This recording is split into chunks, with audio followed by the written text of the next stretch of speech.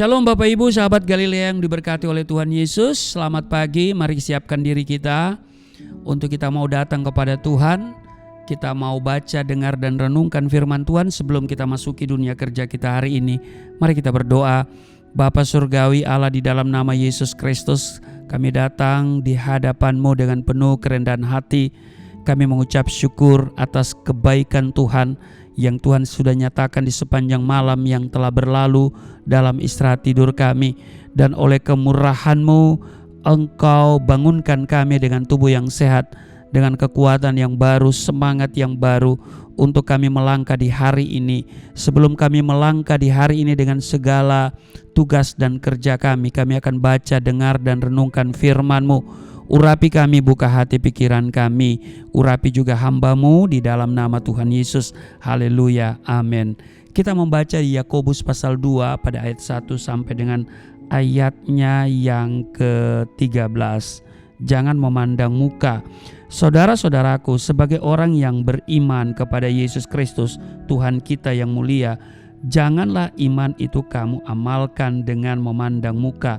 Sebab jika ada seorang masuk ke dalam kumpulanmu dengan memakai cincin emas dan pakaian indah, dan datang juga seorang miskin ke situ dengan memakai pakaian buruk, dan kamu menghormati orang yang berpakaian indah itu dan berkata kepadanya, silakan Tuan duduk di tempat yang baik ini, sedang kepada orang yang miskin itu kamu berkata, berdirilah di sana atau duduklah di lantai ini dekat tumpuan kakiku. Bukankah kamu telah membuat pembedaan di dalam hatimu dan bertindak sebagai hakim dengan pikiran yang jahat? Dengarkanlah, hai saudara-saudara yang kukasihi, bukankah Allah memilih orang-orang yang dianggap miskin oleh dunia ini untuk menjadi kaya dalam iman dan menjadi ahli waris kerajaan yang telah dijanjikannya kepada barang siapa yang mengasihi Dia? Tetapi kamu telah menghinakan orang-orang miskin. Bukankah justru orang-orang kaya yang menindas kamu dan yang menyeret kamu ke pengadilan?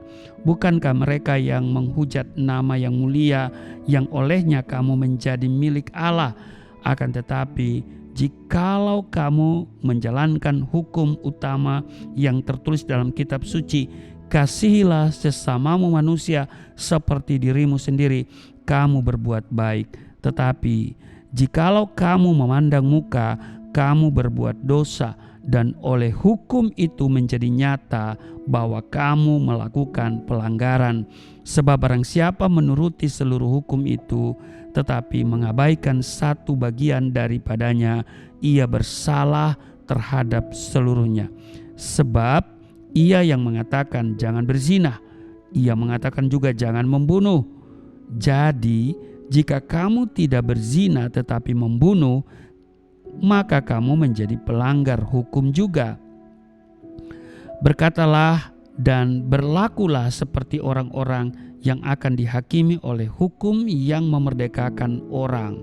Sebab penghakiman yang tak berbelas kasihan akan berlaku atas orang yang tidak berbelas kasihan, tetapi belas kasihan akan menang atas penghakiman. Demikian pembacaan di dalam Yakobus pasal 2 ayat 1 sampai dengan ayatnya yang ke-13. Di ayat 4 dikatakan begini, bukankah kamu telah membuat pembedaan di dalam hatimu dan bertindak sebagai hakim dengan pikiran yang jahat? Bapak Ibu sahabat Galilea yang diberkati oleh Tuhan Yesus, bukan hal yang mengejutkan lagi bila manusia menilai sesamanya berdasarkan apa yang dapat dilihat secara kasat mata, ya kan? Apa yang dia miliki, apa yang dia punya. Jadi manusia selalu melihat casing, ya kan? Nah, terhadap mereka yang kaya kita begitu segan dan hormat, tetapi terhadap mereka yang biasa, apalagi miskin, kita cenderung meremehkan dan memandang rendah. Kristus pun mengalami hal yang demikian, yaitu dipandang remeh atau sebelah mata oleh orang-orang di kampung halamannya. Suatu ketika Kristus datang ke tempat asalnya, yaitu Nazaret, sebuah kota kecil, tempat di mana Kristus menghabiskan masa kecilnya sampai ia bertumbuh menjadi dewasa. Itulah sebabnya Kristus disebut orang Nazaret. Kalau kita baca di Matius pasal 13 ayat 54, setibanya di tempat asalnya, Kristus mengajar orang-orang di rumah ibadat dan banyak orang menjadi takjub dan terheran-heran. Dari manakah diperolehnya hikmat itu dan kuasa untuk mengadakan mujizat-mujizat itu? Mereka juga berkata begini di ayat 56 di Matius pasalnya yang ke-13, ya. Di ayat 55 dan 56 dikatakan begini, bukankah ia ini anak tukang kayu? Bukankah ibunya bernama Maria dan saudara-saudaranya Yakobus, Yusuf, Simon, dan Yudas? Dan bukankah saudara-saudaranya perempuan semuanya ada bersama kita? Jadi dari mana diperolehnya semuanya itu? Perhatikan Bapak Ibu, dari pertanyaan-pertanyaan ini mengindikasikan bahwa orang-orang Nazaret meragukan dan memandang remeh Kristus. Di pikiran mereka, Kristus itu tidak lebih dari anak tukang kayu. Akhirnya orang-orang Nazaret menjadi kecewa dan menolak kehadiran Kristus. Karena ketidakpercayaan mereka sendiri, akhirnya tidak banyak mujizat yang Kristus kerjakan di daerah asalnya itu. Sudah bisa lihat di ayat 58. Daud juga mengalami hal yang sama. Ia dipandang sebelah mata atau diremehkan oleh keluarganya sendiri.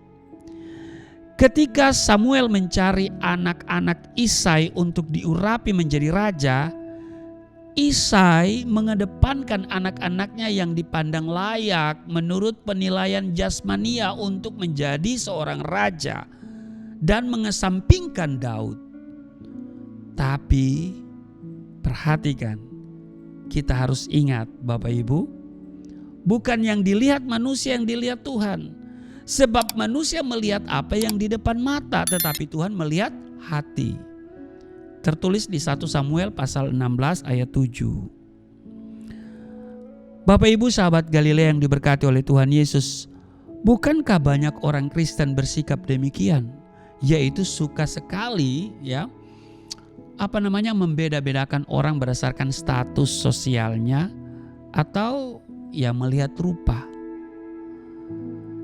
Bapak Ibu sahabat Galilea yang diberkati oleh Tuhan Yesus, memandang rendah orang lain itu sama artinya menghina Tuhan, Sang Pencipta. Amin. Karena itu kita tidak boleh memandang muka, membeda-bedakan. Sebagaimana Allah memandang manusia itu dengan penuh kasih sayang, kita juga harus memandang seperti itu dengan tidak membeda-bedakan. Apa jadinya kalau Allah membeda-bedakan manusia, memandang muka? Maka saya ini tidak masuk hitungan, ya kan? Tetapi karena Tuhan mengasihi semua orang dan mau menyelamatkan semua orang, asalkan orang itu merespon dengan iman. Ya kan? Saya pun ketika mengalami perjumpaan dengan Kristus, ada kerinduan untuk membaca Alkitab. Dari membaca saya menemukan, saya merespon dengan iman. Dan saya menerima Yesus sebagai Tuhan dan Juru Selamat. Sehingga keselamatan menjadi bagian yang pasti dalam hidup saya. Juga saudara. Nah, karena itu pesan yang mau disampaikan hari ini adalah jangan kita membeda-bedakan, ya. Dan saya mau katakan bahwa Tuhan itu mau melakukan mujizat bagi saudara dan saya. Amin.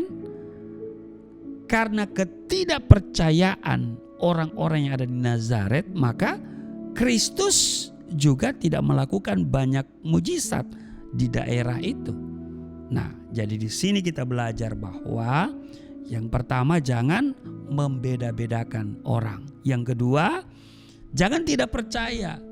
Dengan tidak percaya, kita membatasi kuasa Allah dalam hidup kita. Selamat beraktivitas, Tuhan Yesus memberkati. Mari kita berdoa. Terima kasih untuk hari ini. Kami diajarkan yang pertama, jangan membeda-bedakan manusia, sesama manusia. Sebagaimana Engkau mengasihi semua orang, demikian juga kami harus memandang sebagaimana Engkau memandang.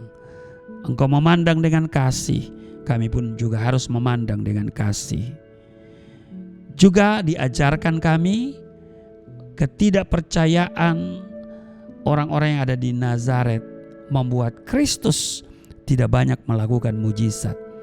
Maka pesan yang kami tangkap pada hari ini, ketidakpercayaan membatasi kuasa Tuhan bekerja dalam hidup kami. Terima kasih, berkati seluruh sahabat Galilea. Kiranya hari ini hari yang berkemenangan, hari yang penuh berkat, hari yang penuh dengan sukacita. Tuhan mengerjakan terobosan-terobosan dalam hidup kami. Berkati apa yang mereka kerjakan, apa yang mereka usahakan. Dan kami melihat kuasa Tuhan berlaku atas hidup kami karena kami percaya sungguh-sungguh kepadamu. Di dalam nama Tuhan Yesus, haleluya, amin.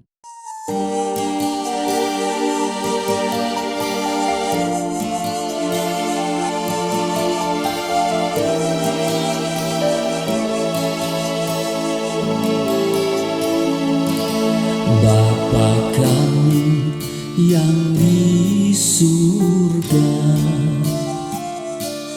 dimuliakanlah nama-Mu. Datanglah kerajaan, jadilah kehendak-Mu di bumi seperti di surga.